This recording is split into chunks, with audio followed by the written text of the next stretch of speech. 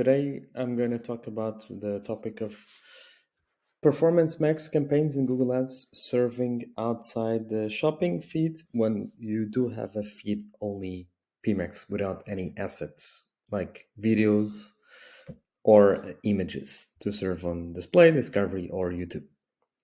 So I have currently feed only PMax campaigns with the objective of serving on shopping with the benefits of dynamic remarketing.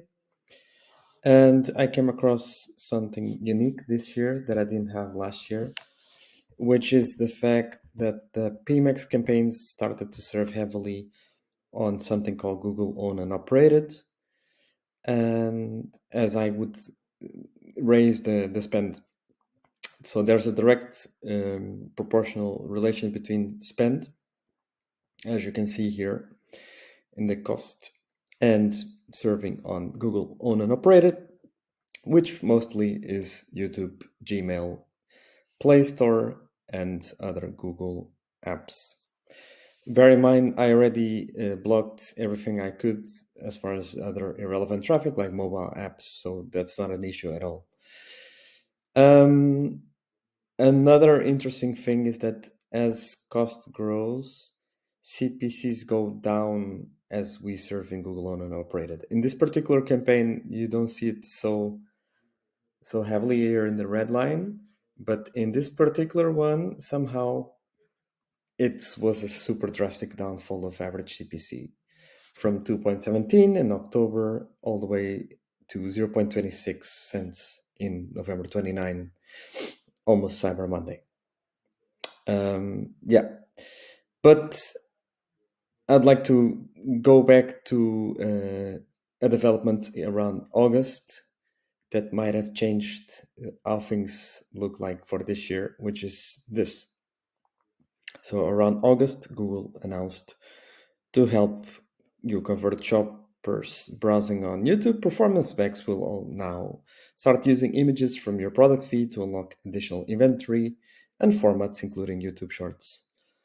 So what made me suspicious was that I tried to look at whether my PMax was creating an automatically generated video.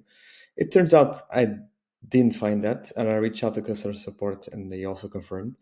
But what PMax now can do is somehow uh, take the images from the feed and make some sort of a dynamic slideshow type of ad like this. So yeah, you'll not see this in the automatically generated videos, but eventually this will spend money because it will cost as a view. And this is possible to see in under engagements or views metric on the Google Ads interface. I've been noticing that engagements and views more or less are the same. But bear in mind, engagements could also might include Gmail opens. You never know. The reason why this is a problem is because last year around the same time, October, November, engagements were not that much. So in October it's like 253 at the cost of 0.36. This is peanuts. It's not that much money times 0.36. $84. This is not that bad. But nowadays, as we scale things towards Black Friday, it went through the roof. 40,000 at 0.06 cost. Okay, that the cost per engagement is less, but still 40,000 is a huge increase. As you can see, just to give you an idea, it's around 2,400 euros. That probably go to the drain because very unlikely people convert by seeing such weird slider videos like this. So yeah, another reason why I believe this is a bad signal for the PMax campaign is that looking back into the month where this happened, which is November, so let's go to the last 30 days. We see that the amount of returning visitors, returning customers, is way more than what it used to, especially in this campaign here, 60,000 in revenue compared to 7,000 in new customers. which is not a case at all last year, looking at the same month and here, where we served the exact same campaign. So remember, 7,000 returning, 70,000 returning, 7,000. Compared to last year, we had literally 400 returning, 8,000 unknown. A lot better. But what's a little bit concerning is the fact that as far as ROAS goes, Google is praising it as incredible, like 3 ROAS, when in fact, in this case, was particularly good because it was not yet targeting so much YouTube. But in the last 30 days, we see 2.6 when the majority of the revenue came from returning.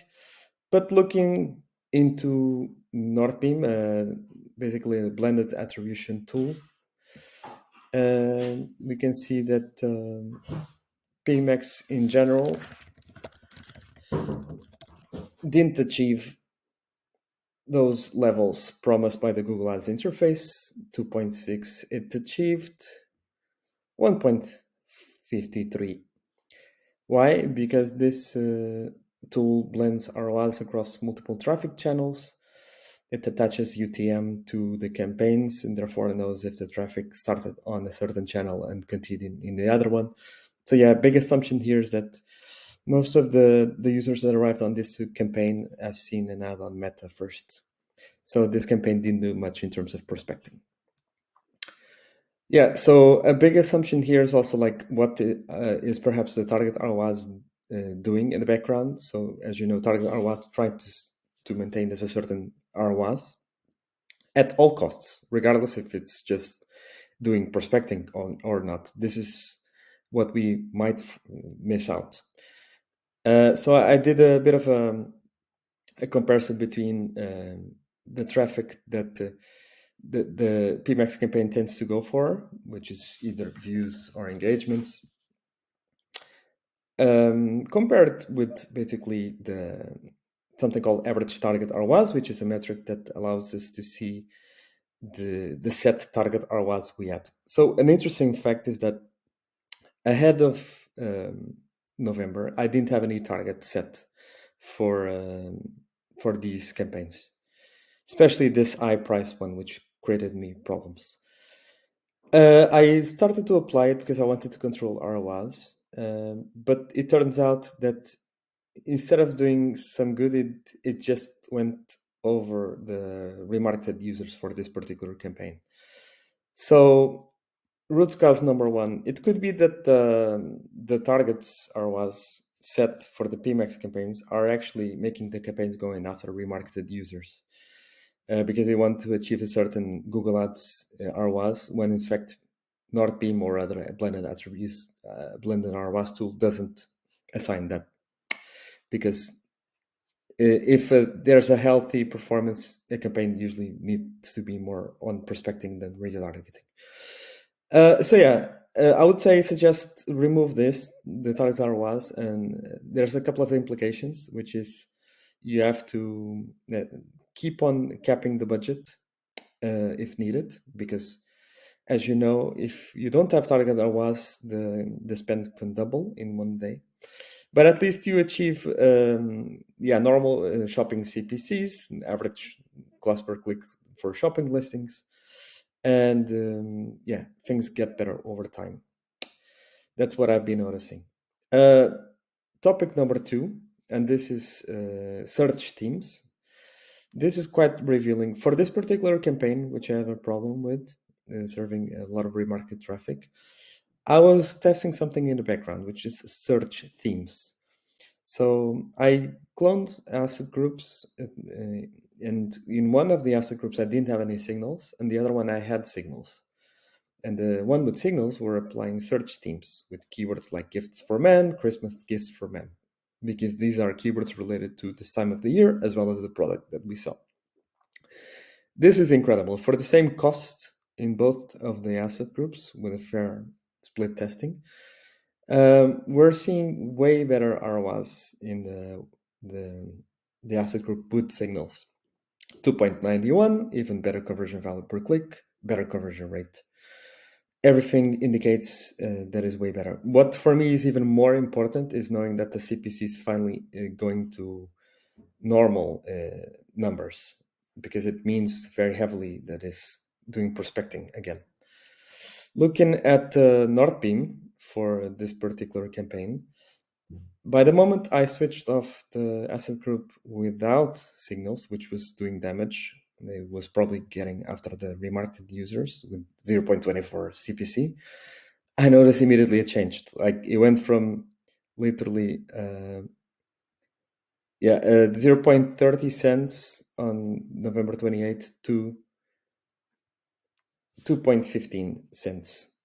This is insanely good.